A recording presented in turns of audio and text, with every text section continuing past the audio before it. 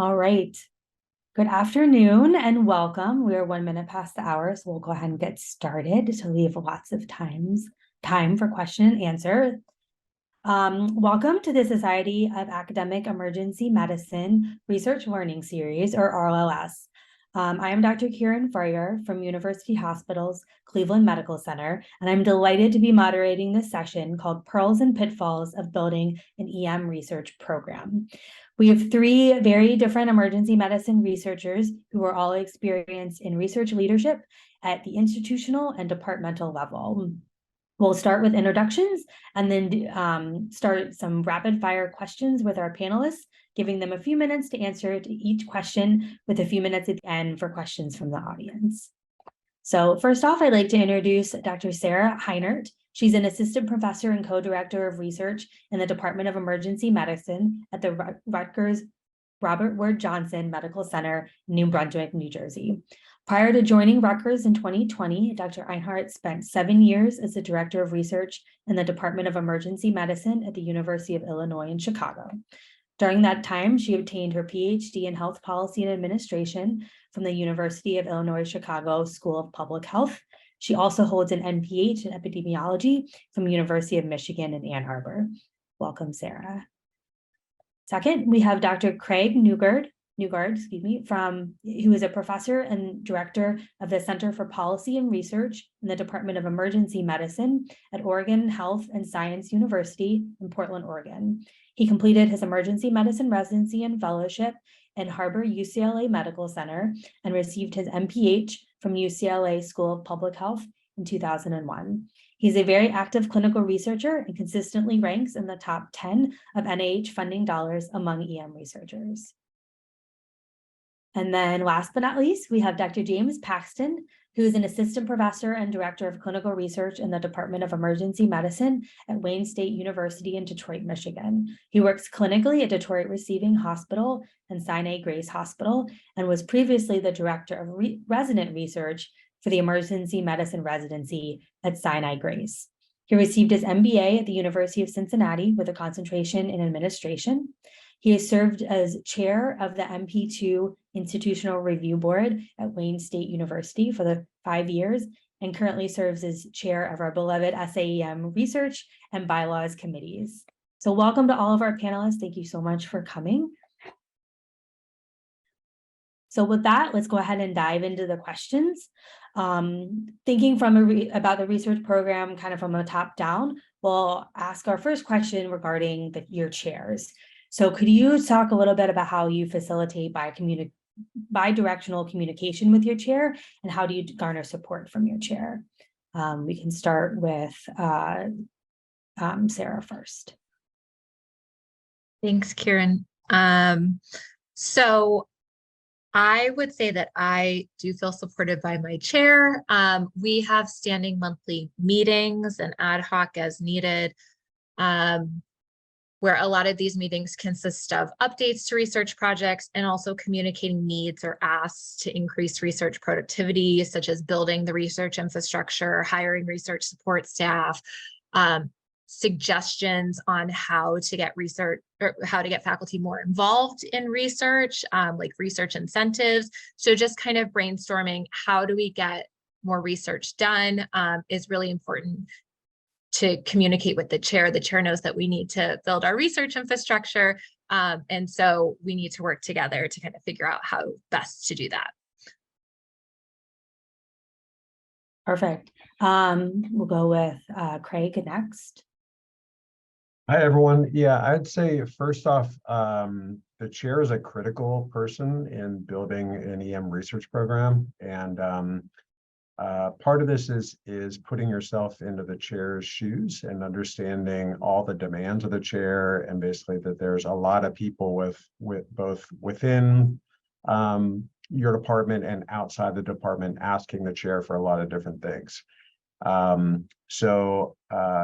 My suggestion would be, and sort of how we started our program, is to make a business case for why EM research and building that research program is going to help the broader department. It can't just be, sort of one person for the benefit of one person. So part of this is going to be funding, because part of this ask is to ask the chair for critical research infrastructure, which in general is people and person time.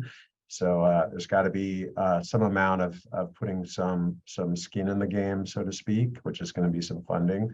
And then also recognizing all the benefits of a developed research program. So raising the national reputation of that EM department, the ability to recruit bigger volume and higher quality residents, faculty down the road, many other benefits that go along with having a developed research program in your department. No, that makes a lot of sense. I think tackling it from that business perspective for sure. And then James, what are your thoughts? Yeah, I couldn't agree more. I think, this might be exaggerating a little bit, but I feel like chairs speak their own language. They think of things in terms of resources, which, in research terms often means funding. So I think we have to remember that when speaking to the chair or communicating with the chair about our vision and how we're planning to grow the research mission, because we do have competing interests within the department. And they don't have to be directly competitive, but I think, a lot of times some individuals may view research as a drain of resources. And I think you have to make your case for why what you want to do is going to grow the department and not hinder it or drain resources from other endeavors. So speaking in terms of funding, of manpower, and putting things in terms of your long-term vision for the department and for your research enterprise is important. Regular meetings are essential, not just to have the regular meeting and communicate, but also to use that time with your busy chair to sell your ongoing success and your vision for what's coming next.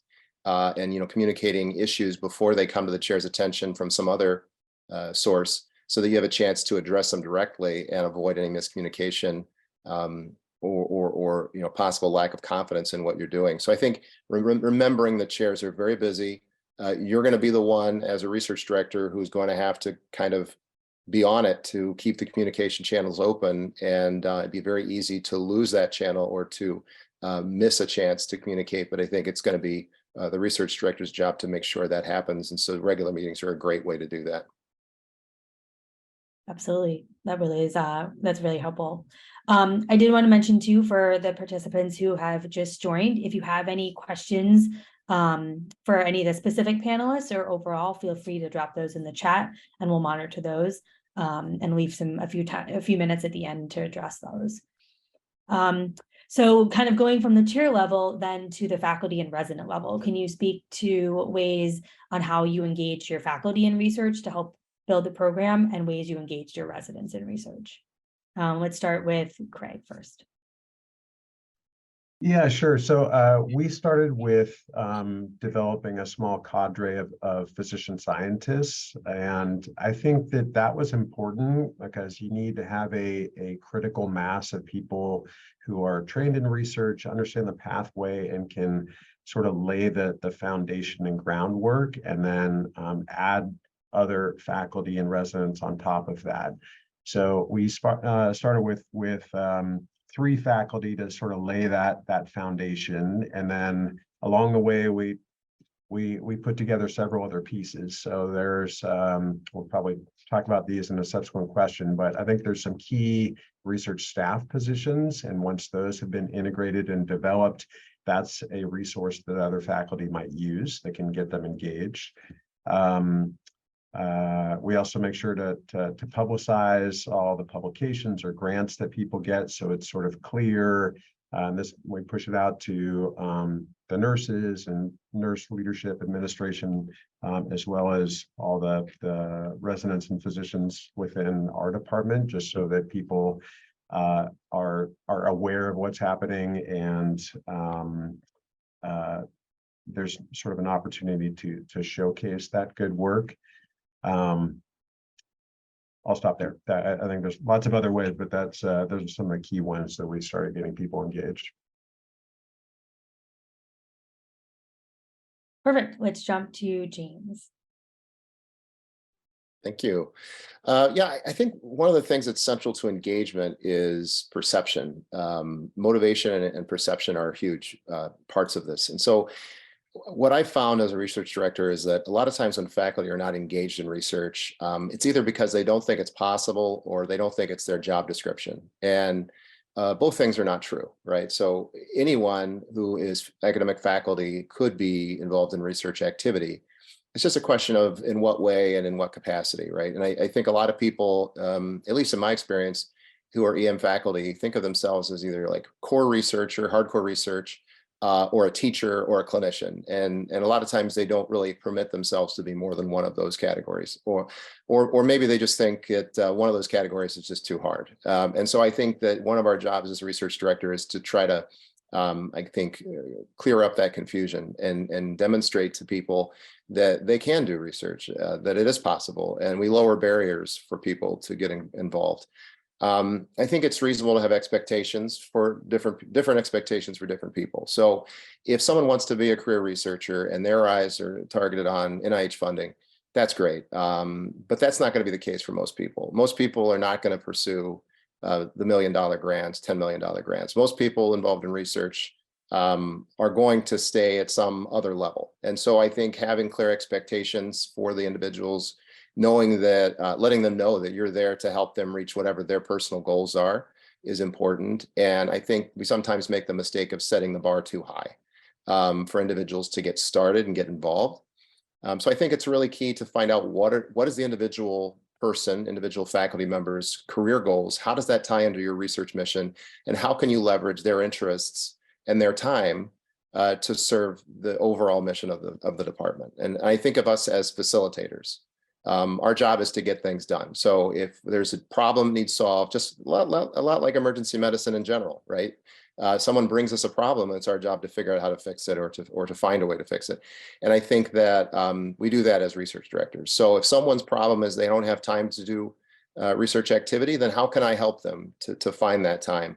If they don't have ideas, how can I pair them with someone that has good ideas? Or if they can't write or they're not good at stats, how can I get them resources that will make it easier for them to be involved? So I think the key to engagement is really understanding the person that you're working with, understanding your faculty, understanding their motivations, how they feel about research, and how you can make research more appealing to them. This is very true for residents as well as for junior faculty, because residents have limited amount of time. Many of them have no interest in academics and just want to go out and work somewhere. And so you really have to find a way to sell it to them, to make it appealing to them and give them some incentive. And one way that some departments do that is they might require a research project, or they might give them a dedicated month or even a year to do research. And I think people gravitate towards programs like that if they have a strong research interest. But other programs that don't have the resources to have that type of financial investment may find other ways to motivate residents. Maybe there's a way to help fund travel for them to present their research, or maybe you can find a way to otherwise motivate them. So I think it's key to understand why they might like to be involved in research, and then make as much of an effort as you can to lower the bar and facilitate them getting involved. Perfect. Yeah, Sarah, any thoughts? Yeah, so I agree with everything that's been said. And just wanted to add too that I think a big part of it is also kind of thinking incrementally in terms of the output for faculty and residents as they start to get involved in research. So if someone has not, presented an abstract before, they're probably not going to apply for NIH funding, right? So like kind of starting small, getting their feet wet with maybe an abstract, and then building to making that abstract, publishing that as a manuscript, and then eventually getting to grants, but kind of going through an incremental process where people feel comfortable learning about each step of the research in terms of output, and then also being available to help, like James said, lower the barriers in terms of, being the research director means that we're available for them for all aspects of research, and teaching people about what that looks like. How do you go and do a research project, starting with a lit review and developing a research question. Everyone's scared of the IRB, so, you know, holding people's hand with that. And being enthusiastic for any research wins or accomplishments, I think is really big. Oftentimes I do feel like a bit of a cheerleader in a good way, because it's amazing if someone who has not had research experience is doing something, you know, is publishing something or is applying to a grant, even if they don't get it. Just that practice of those things is just huge. And then people can, you know, continue to build off of those accomplishments. And then also as a research director, I think gearing people towards projects that are feasible, have some significance, and telling them that, you know, they can focus on things that they're actually interested in, that those are really important to actually getting successful projects through some of these steps to make sure that they're successful. And my experience has been, as people kind of go through this process, a lot of people really find that they can enjoy research as long as they, you know, kind of do it in an incremental way, that they're not overwhelmed. Absolutely. Yeah, those bite-sized chunks. I've started putting the posters and papers up on my door, and I'm running out of door space, but it's been great. I love it that I have all those posted up there. Perfect. So we can pivot a little bit to start talking about how did you build and grow the research infrastructure in your department? Let's start with James first. Great, thanks. You know, it's a process, right? So, and as a research director, you might not be the first one in your role. So you probably inherited something, and maybe it's exactly what you wanted, and maybe it's not. So I think part of this is really setting the goals for your department and how you plan to get there. In terms of how to get started and how to grow the network, let's say you're starting from almost nothing. I think one important thing to remember is that regulatory staff are essential, right? And even if you're an experienced researcher and you have IRB knowledge and you've worked on tons of federally funded projects and you understand how the regulatory side works, you're going to need people to help you with that. So it's really important. I can't overemphasize enough the importance of having well-trained, experienced regulatory staff. And by that, I mean someone who's managed a grant, managed a federal project before. Ideally, you want more than one person, because you don't want to overwhelm them as you grow. But I think that's an important place to start. And so whatever you can do to get funding to pay salary for somebody or a couple somebody's, that's an important first step, in my opinion. Once you have the staff involved, I think a good place to start with growing extramural funding is an emergency care research network study.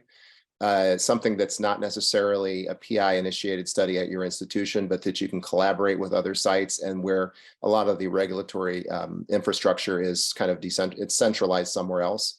So you don't have to know everything or do everything. You can be involved as a satellite or a spoke and still do a lot. I think that's an important way to get started. Also, I think industry funding is an important way to grow the department and grow the staff. And you can get a fair amount of funding depending on the types of industry funded projects you're doing to keep your staff paid and to enable you to grow that machinery to do other things. So I think of it as, and granted, some departments that's their destination, is to do industry studies, but I think a lot of ways it's a bridge to doing other things. It gets you the resources that you need to grow your staff, to grow your expertise, to grow your investigators, really, and get them experienced with research so that they can go on and do things that maybe are more exciting to them. So I think that's an important thing to remember, is that sometimes the funding you start with isn't the funding you're going to get later, and it's okay to do it that way. I think in terms of growing junior faculty, I think you need to find them early, and I think you need to get them the right senior mentorship so that they can get a lot of experience very quickly. Obviously, a lot of departments are very top heavy, and that can be a problem in the future when when those people retire, and maybe you lose all your big researchers in a span of 5 or 10 years. So I think it's important to think longitudinally and to be continuously looking to grow junior faculty, and even bring students and residents into the machine, so that maybe, if you're lucky, they turn into researchers and they stay at your department. Absolutely, yeah, and I think having that team approach, like a med student, a resident, you know, and a faculty, potentially both junior and senior, is a great way to kind of build that team and bring everybody up. Okay, Sarah, could you talk a little bit about research infrastructure in your department? Sure. So we currently do not have a whole lot of research infrastructure. I think it's a little bit hard in terms of, you know, do you hire people to help get grants, or do you wait for grants and then hire people on the grants? And I think it's a little bit of both. Right now for our infrastructure, we use a lot of students. We have a research associate program. We are at Rutgers University, so we have a lot of pre-health students that are very interested in helping with emergency medicine research. We also include a lot of medical students as well. And the mentorship is huge in terms of gaining collaborators outside of the department. So I think that the infrastructure piece is a challenge in programs that are newer. And I think that that's something that, starting with the student volunteers and getting some funded grants to hire people is probably a good pathway forward. But it's a challenge. Yep, absolutely, Craig. Yeah, I think this is a great question, first of all, because I think this is a question that a lot of places sort of get stuck on, and is a barrier to moving a program forward. So for us, I mentioned that we started with a small cadre of physician scientists as sort of a core nidus of faculty who were trained in research and were going to drive research. And then I'd say there are 3 to 4 key staff positions to start off with. And I see a question in the chat about, how do you fund, say, a research coordinator? Funding always seems to be an obstacle. This is where your chair comes in. So and this is where your business case is very important. So for us, and this model might be a little bit different in different programs, but we have an EM research manager who she initially served as study coordinator and research assistant, did a bunch of different things. But as time went on, she was the primary person who helped with grant submissions. She did all the budgets. She did the subcontract. She became very financially savvy. So that was one person who was crucial. Like every grant that got submitted went through her. She developed relationships with different people and throughout the university, our grants office, et cetera. And all of those were very important. We have a IRB coordinator. So there's one person who helps faculty submit all the IRB protocols, navigates continuing reviews. On average, we have like 160 to 180 different active protocols at any one time. So this is a ton of stuff. And many faculty are not familiar with the IRB processes. And we've already heard that can be a barrier. So that's another person who often we've had a lot of success hiring someone who just graduated from college, who figures out like the EIRB process very, very quickly. Is not super expensive. It's a stepping stone for them into medical school or some other health career. At a study coordinator or a research assistant, someone is going to do sort of boots on the ground, data collection, enrollment, and then at least a part-time biostatistician. So that sounds like a lot of people. If you hire all of them full-time, that can be, a sizable budget.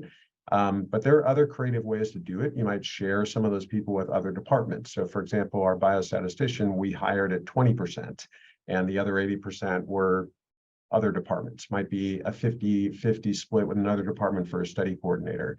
But that is where your chair comes in with your business case. And it's really hard to just start from nothing and expect that you're going to get grants and fund these people. So that was our starting infrastructure of 3 to 4 people, and we built on that over time. I think it's also important to be really creative with funding. So you've heard some great suggestions so far. starting with maybe small grants, but also partnering with other larger networks. You can be a satellite site, you can be an enrolling site, you can do some industry research, which is going to pay a little bit better than other federal grants and helps you afford to sustain your team. And then as you get more grants, you can build out that team.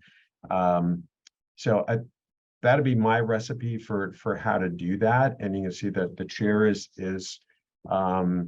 really integral to that, because they're, even now that we've come a long way and have fair amount of people working in our center, we still need departmental support. There are still portions of those positions that are not going to be 100% grant funded. So for example, you can't have a grant pay for someone to write another grant. So that departmental support will always be there, even though you can sort of offset it over time. And the other thing I'll mention is that, at least in my experience, the maturation time for building an EM research program is 12 to 15 years. So you are taking the long view on this. It's not a rapid fire, quick instant gratification thing. This is a slow, steady process that you're building over time. Absolutely. Yeah, I think that's a great point. And just as we talk about it ourselves as personal researchers, what are your short-term goals versus your long-term goals? I think same thing with developing a program. This is where I want to be in 5 years versus, like you said, 10 years, 12 to 15 years, etc. So I think that pivots us very nicely into talking about describing your research team. So that can include, up to and including position leadership, staff positions. Are they volunteer, paid, and collaboration with other institutions? I know we've hit on this a little bit, but if there are any other thoughts or advice you'd like to share with regards to the team in general, we can start back with Sarah.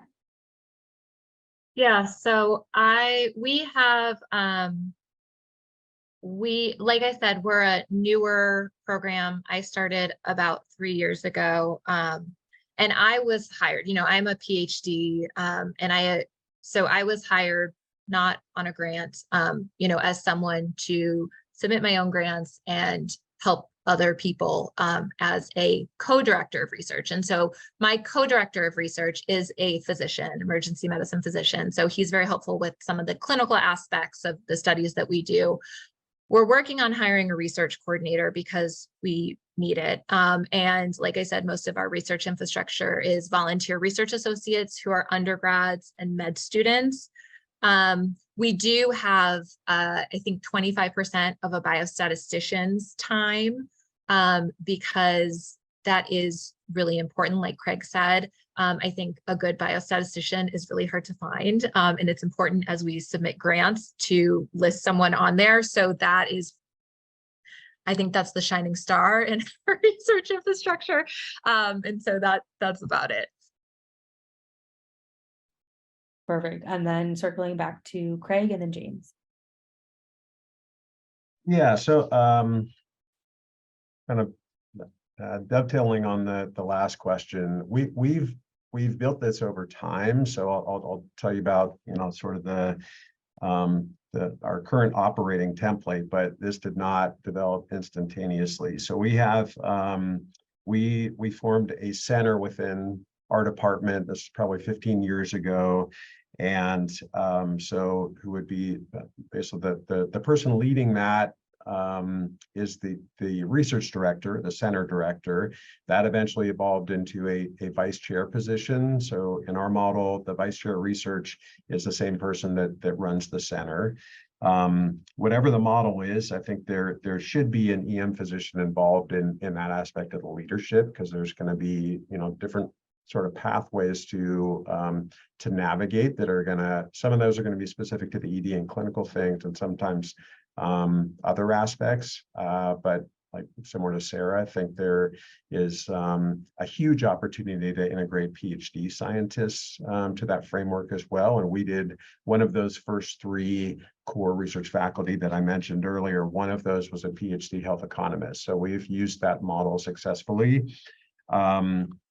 Although we started with 3 kind of part-time research staff, We currently have 15 full-time paid research staff, and most of that is covered through research grants, so about 90 to 95%. The other part is still funded through clinical revenue from our department, and that is to sustain these positions that are not grant specific, but are part of the ongoing human infrastructure of being able to do research and write new grants and process contracts, et cetera.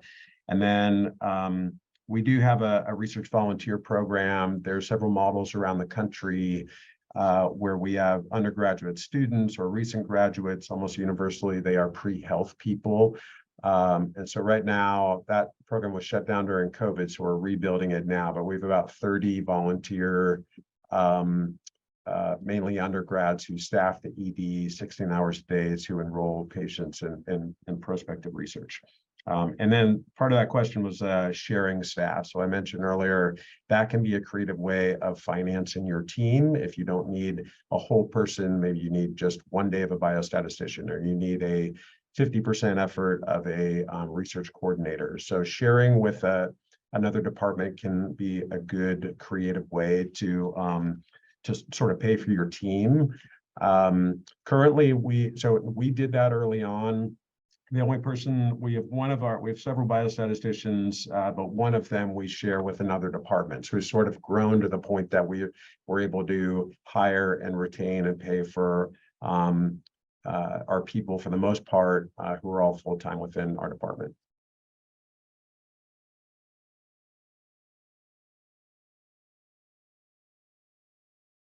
Perfect. Yep. James, I saw you go off mute. Go ahead. I was just waiting for my cue.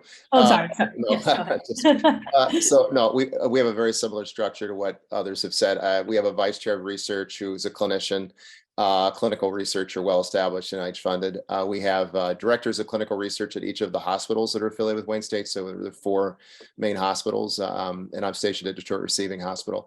And the directors have protected time. It's about 40 hours a month protected time. And we make decisions on our individual sites, but we also collaborate to make decisions across the department, which is helpful to have a different input on decision making.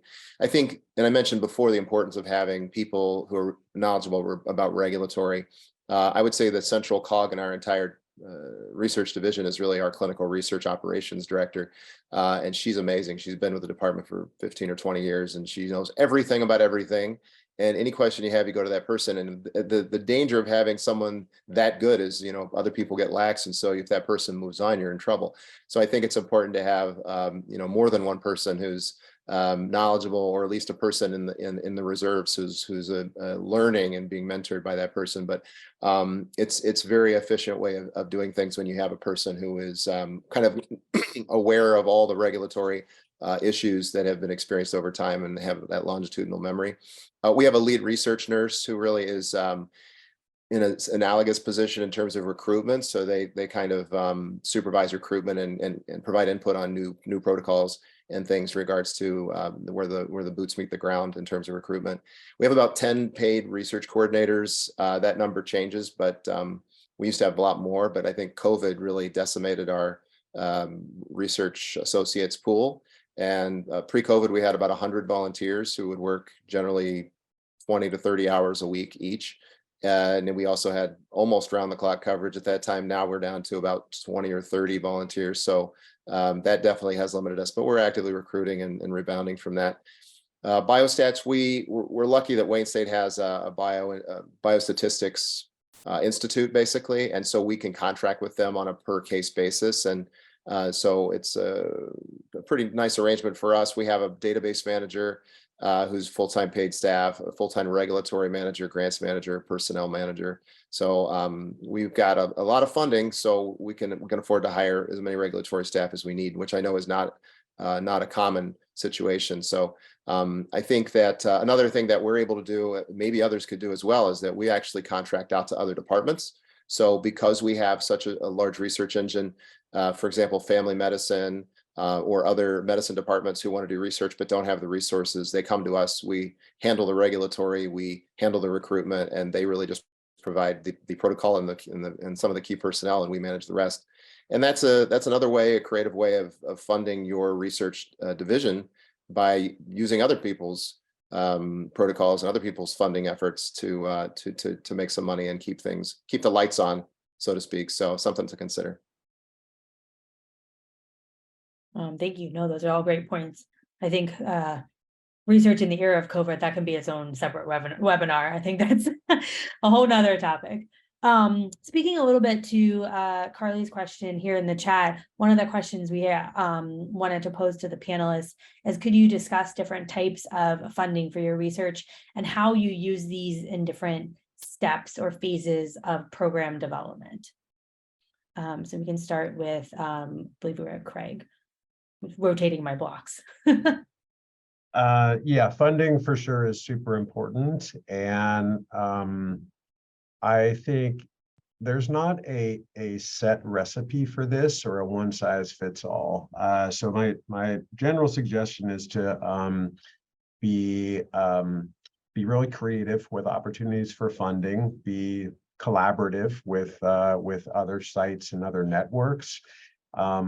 Oftentimes, at least as was the case with us, we started with some institutional funding, some foundation funding.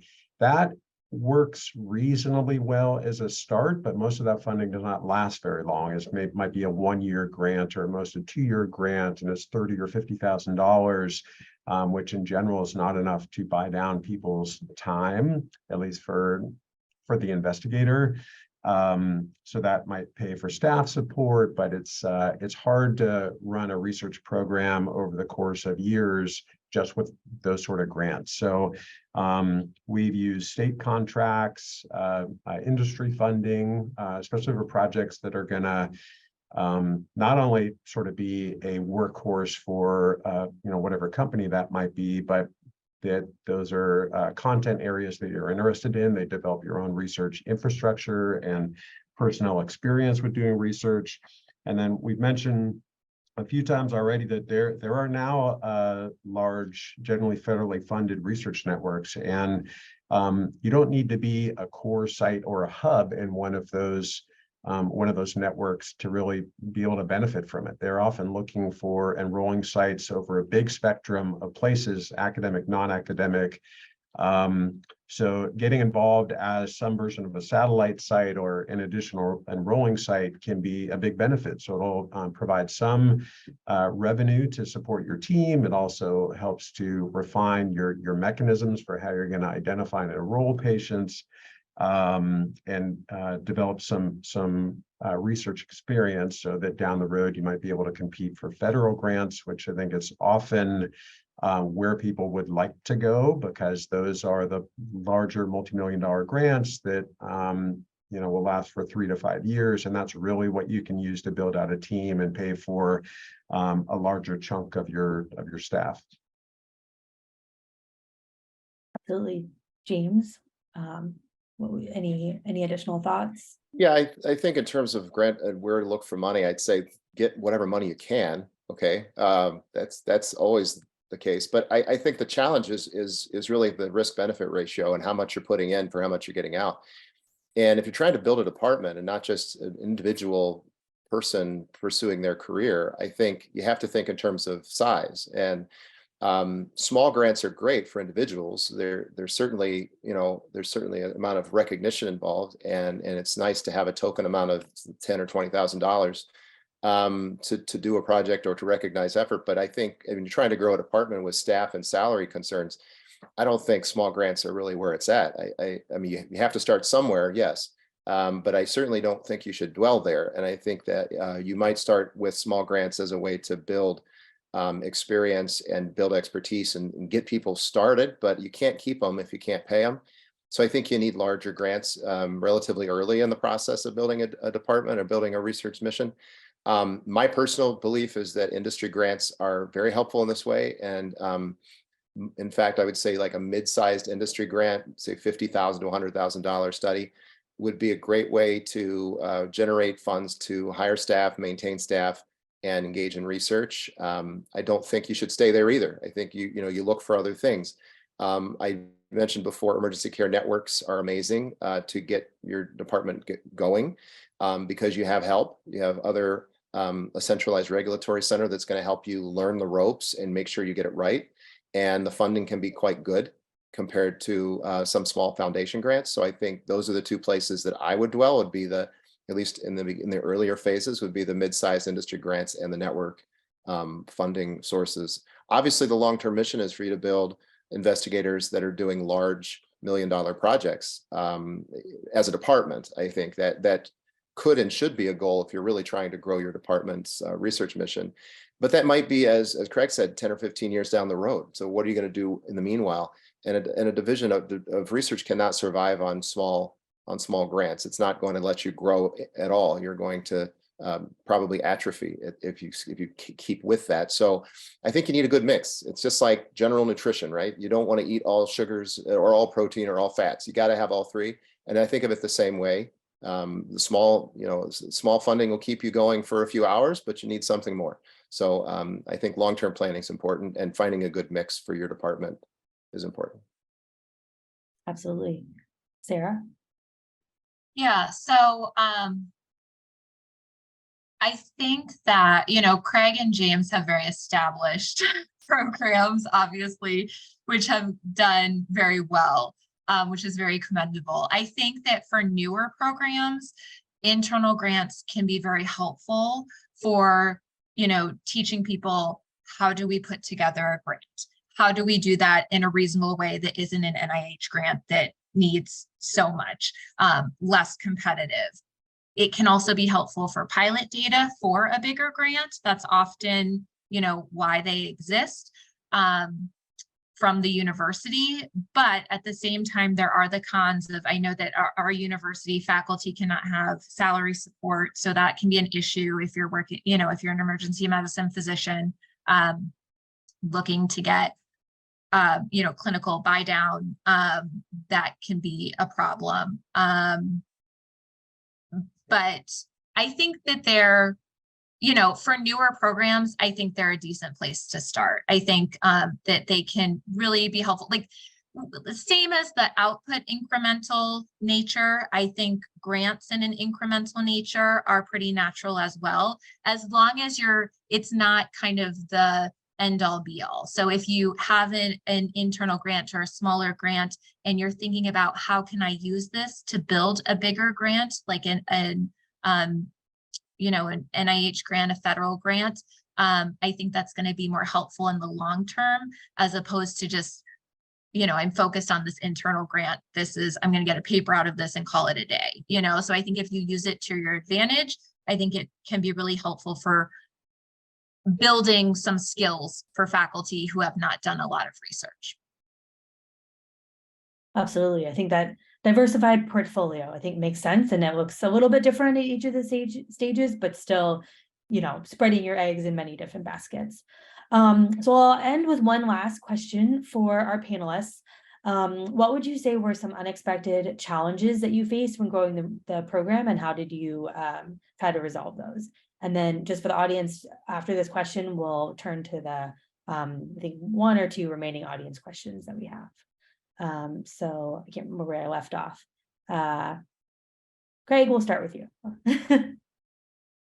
Yeah, there's plenty of challenges. I think some of the big ones for us have been financial challenges, and this has been kind of multifaceted. So when you really kind of get in the details of this, there's a lot of ways to shortchange a research program.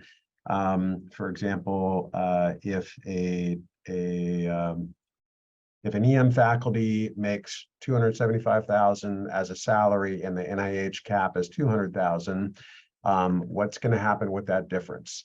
And on paper, it might look to make sense that you're just going to truncate their time at the 200,000 cap, but then there's going to be some other consequences with that. So either that person's salary is going to go down as a result of being a physician scientist, or maybe they are not allowed to spend the FTE that they committed for a certain project. So there's a lot of nuances in how these formulas work out with how a grant is used to buy down clinical time. And those details are super important.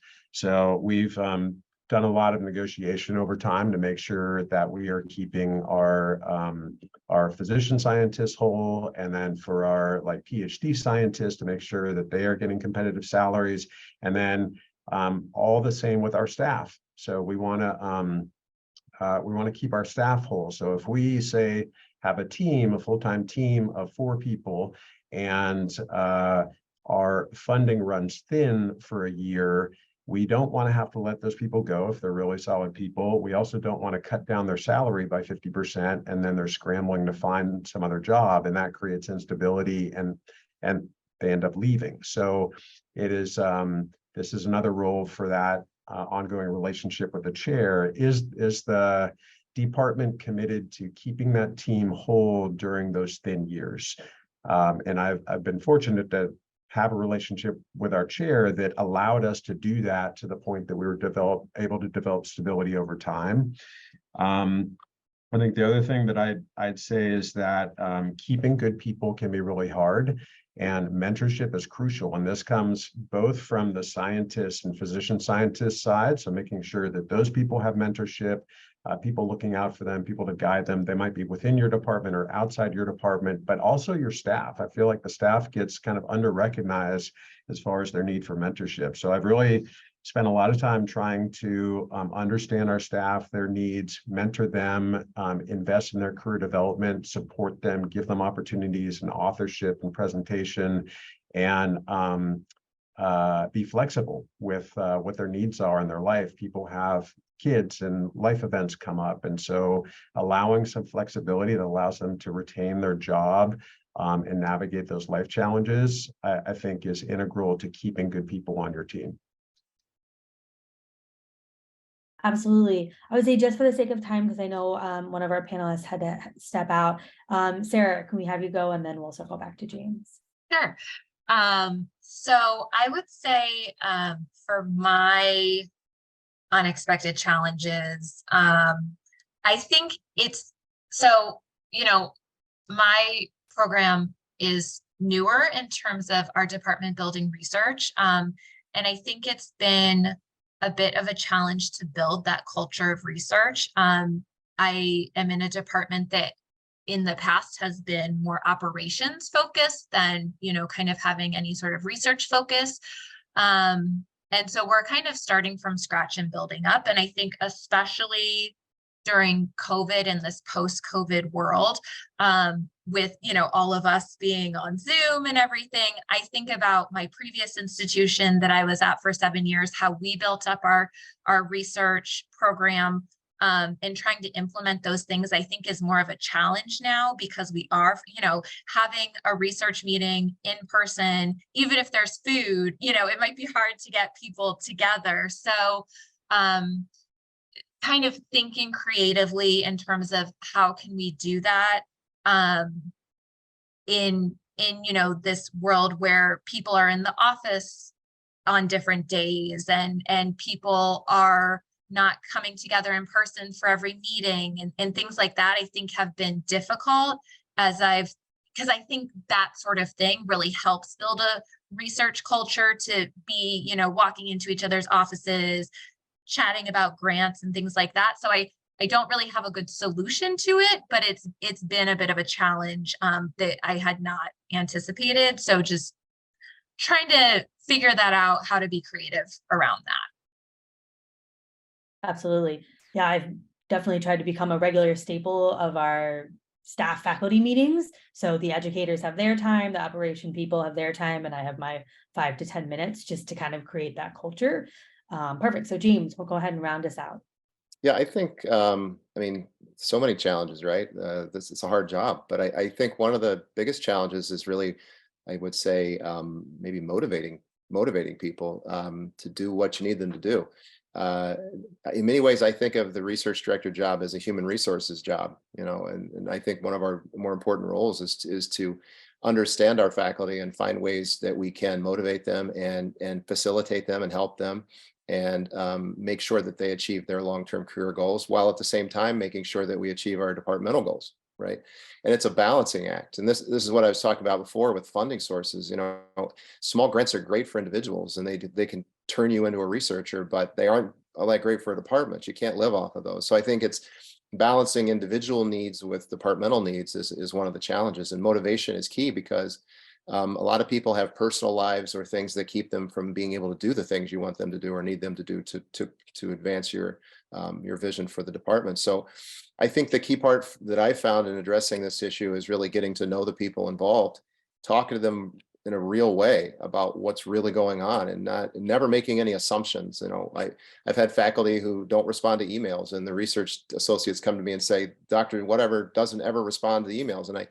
And they're thinking the person is disinterested and don't care. But when you go to that person, you learn that they are having some personal problem and they haven't been able to check their mail. And I think communicating between parties is helpful because it can kind of dissipate issues that may otherwise get worse. So I think one of the challenges is really motivating and understanding people. And that's a constant effort, right?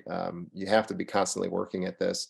But ultimately, I think in many ways, the success of a research mission depends in many ways on the research director and on the people who are facilitating those interpersonal relationships and making things happen within the department. So I think it's a constant challenge, but I think it's also the way you're going to succeed and do well in this job is by really remembering that these are people that you're working with and they have personal lives and things that motivate them internally. If you can understand what's motivating someone, you can do a lot towards advancing not just their career, but also advancing the department you're working in. Absolutely. Yeah, well said. And that HR component, I feel like every now and then kind of sneaks up on you. But it is a huge component of what we're doing. So I wanted to address another question in the chat. Dr. Paxton and myself did kind of address it, but we can speak a little bit more to it. Somebody asked if there is a list of published or updated emergency medicine deadlines, specifically meetings or research meetings. And I agree with James. I didn't personally see anything. I kind of made my own, but I'd love to hear other thoughts, or if you want to expand upon that idea, and Craig, if you have any thoughts on this. Let's start with James, if you want to expand on your comment. Well, you know, one of the things that's hard to keep track of, not just the regulatory complexity, but also, you know, all these deadlines and meeting dates, and you want to have in the sense of in the way that you want to let people have short-term goals. It's helpful to know when conferences are being held, when's the deadline for abstract submission, so that they can have realistic timelines. And so one of the things that I've done as a departmental director, research director, is to create a list of what I think are the relevant conferences, including their deadlines for abstract submission, which, by the way, is not that easy, right? Because it changes every year. And many associations don't post those until a couple months before the deadline. So you have to kind of update them as you go. But I think it's helpful to have that for people and provide that to your department, because it does help people in setting goals for themselves and having timelines to complete projects. One of the things that I would also add is that I think it needs to be tailored to your department. So you can't, I don't think you can really just make a list that works for everybody, because you may have people in your department who do research in areas that other departments may not have as those people. And so we have a lot of toxicology in my department. And so we've got to include the toxicology conferences on that list, or, you know, neurology conferences for stroke people. So I think it's important to have that list, but it may be very difficult to have one that works for everyone. I think it's good to develop that on your own. Yep, great point. Craig, any thoughts?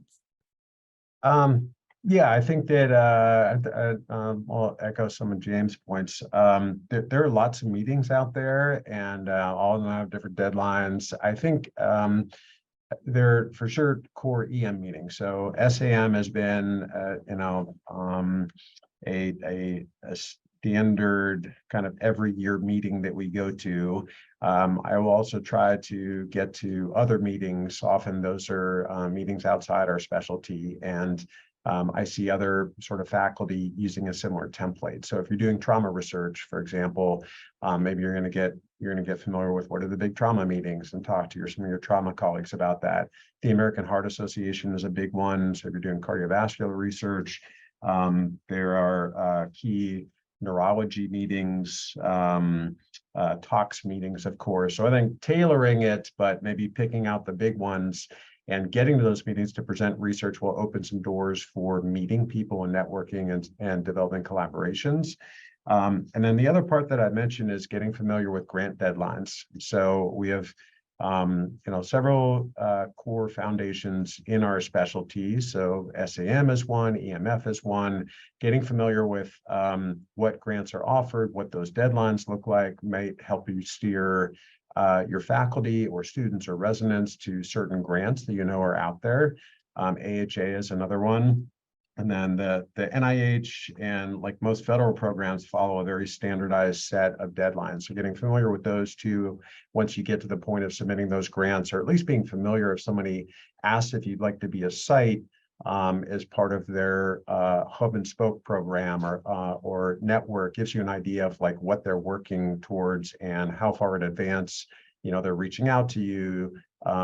Everything in research is deadline driven, so being really familiar with those deadlines can be quite helpful.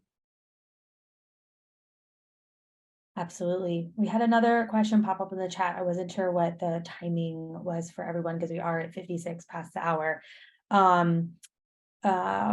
We had audience member asked a little bit about leveraging university-wide resources such as medical school and beyond to build your research program.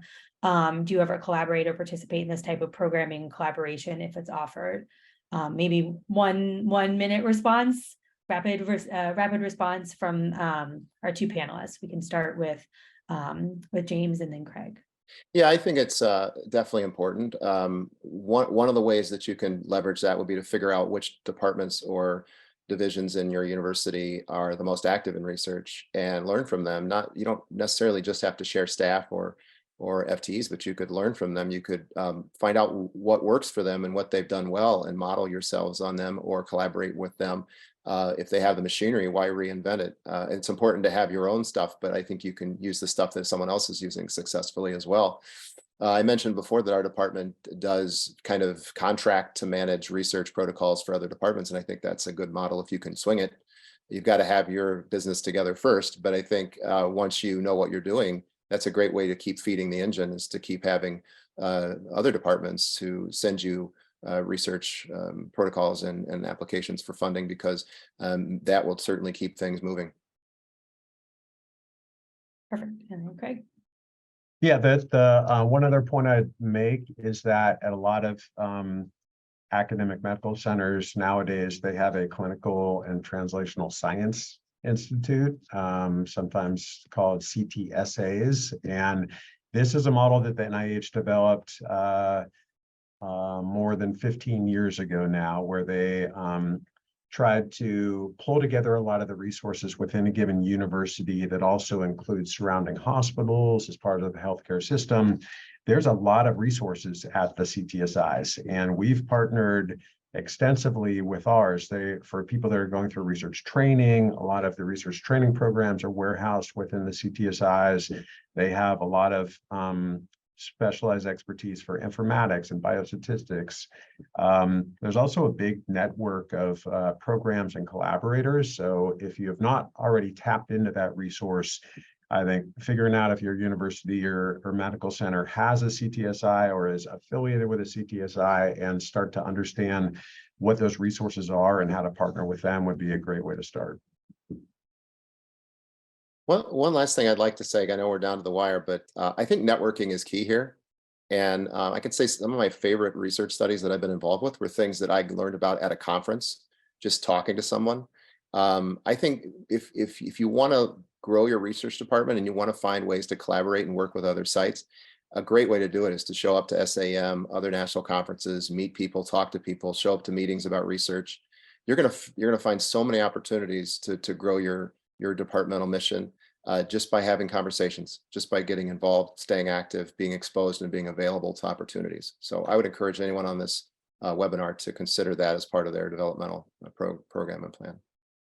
Yeah, one quick point on that too. I think it's an excellent comment. And what I've found over the course of time is that a lot of research is built on individual relationships and trust, and kind of reaching out to your friends. And that might be somebody who you met as part of the SAEM research committee or grants committee or some other kind of national committee that you've been on.